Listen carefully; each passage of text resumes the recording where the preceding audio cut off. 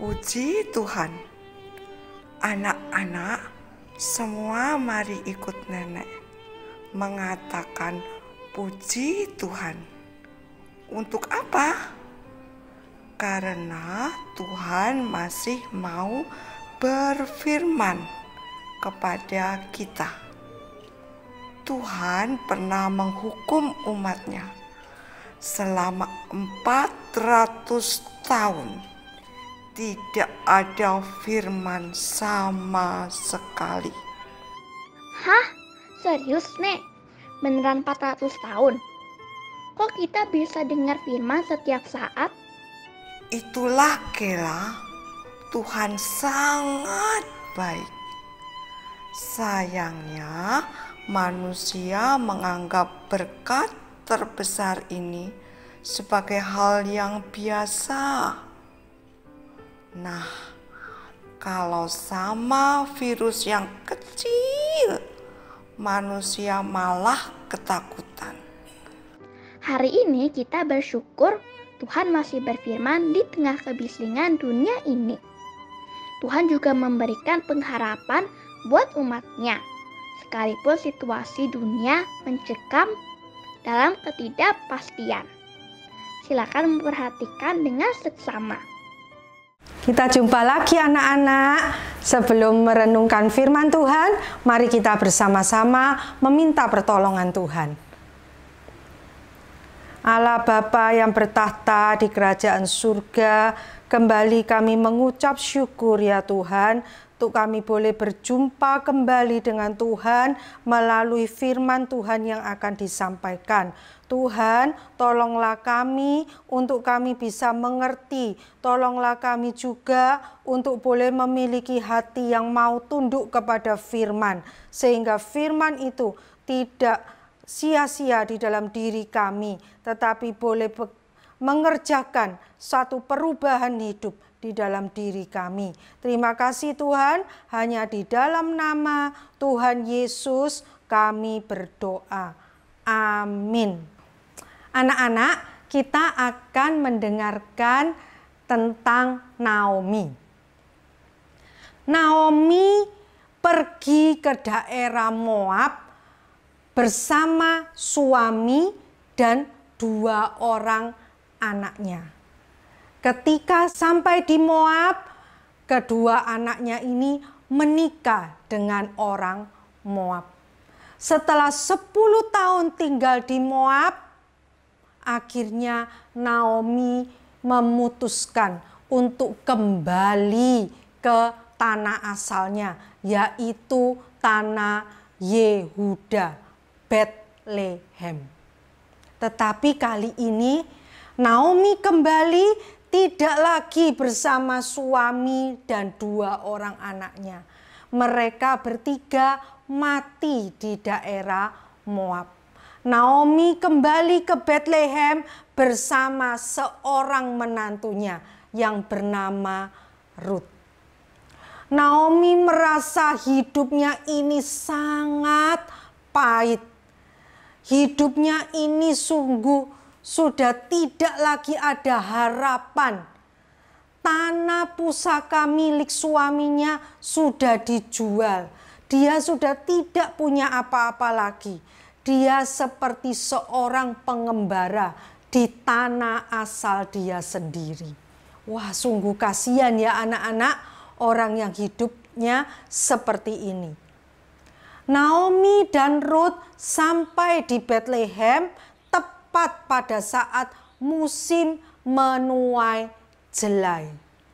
Ruth, menantu Naomi, bermaksud untuk memungut butir-butir jelai di ladang orang yang baik hati.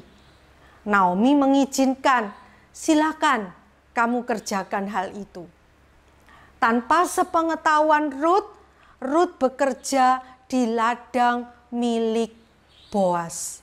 Di sana Ruth mengikuti penuai-penuai jelai yang ada.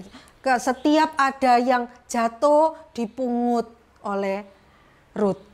Dipungut, begitu ya.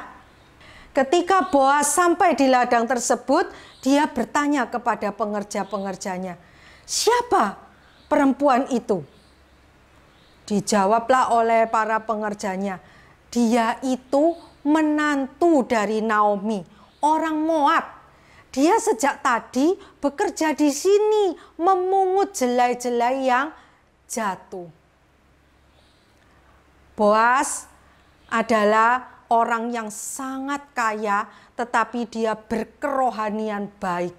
Itu terlihat sekali ketika dia datang ke ladang, dia mengucapkan berkat untuk para pengerjanya. Boas sangat terkesan mendengar cerita dari para pengerjanya mengenai Rut.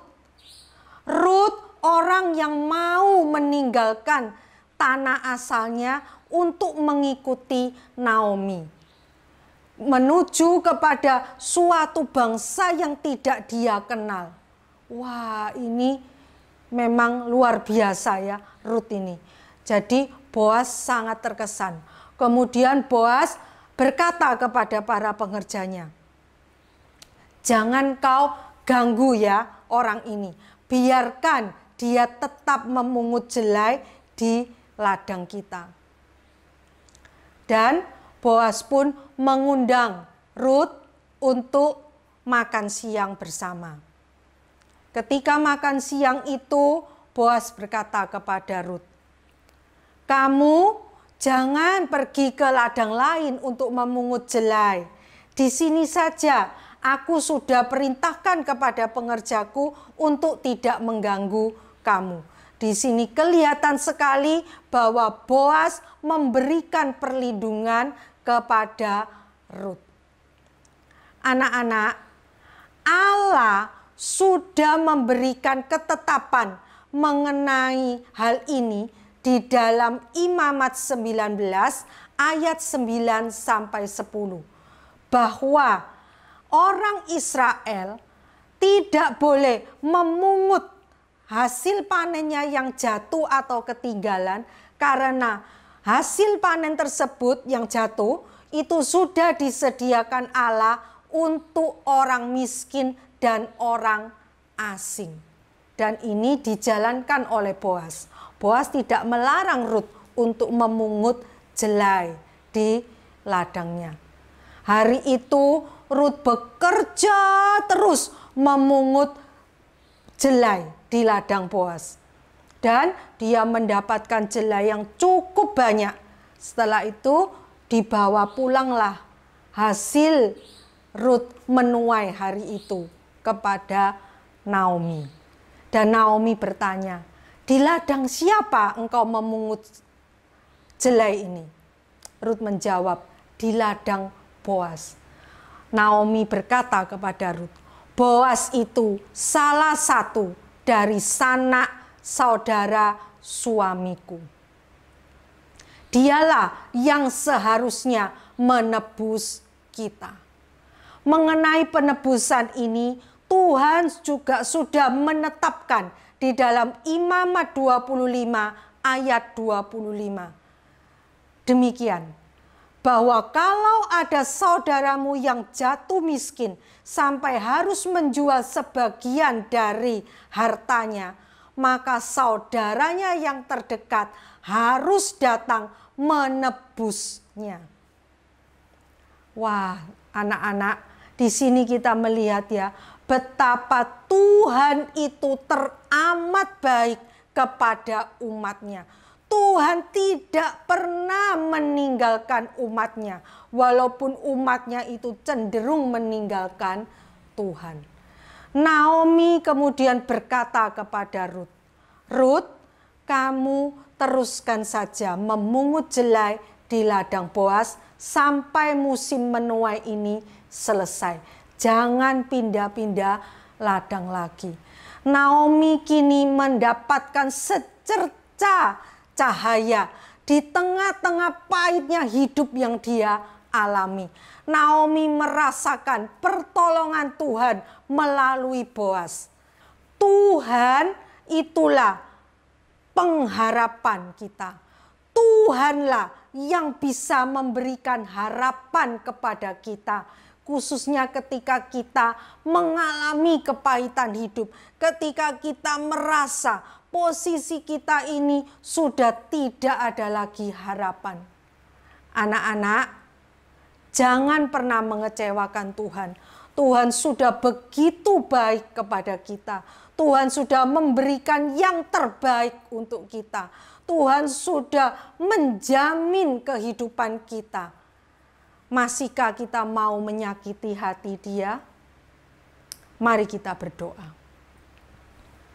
Allah Bapa yang bertahta di kerajaan surga, kami sungguh bersyukur ya Tuhan, kalau Tuhan begitu mengasihi kami. Tuhan selalu memberikan jaminan kepada kami.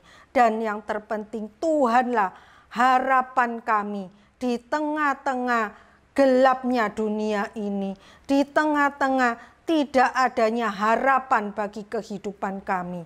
Terima kasih Tuhan, tolonglah kami untuk kami boleh terus bisa menghormati Tuhan, menyenangkan hati Tuhan. Terima kasih Tuhan, hanya di dalam nama Tuhan Yesus kami berdoa. Amin. Seperti melihat film drama.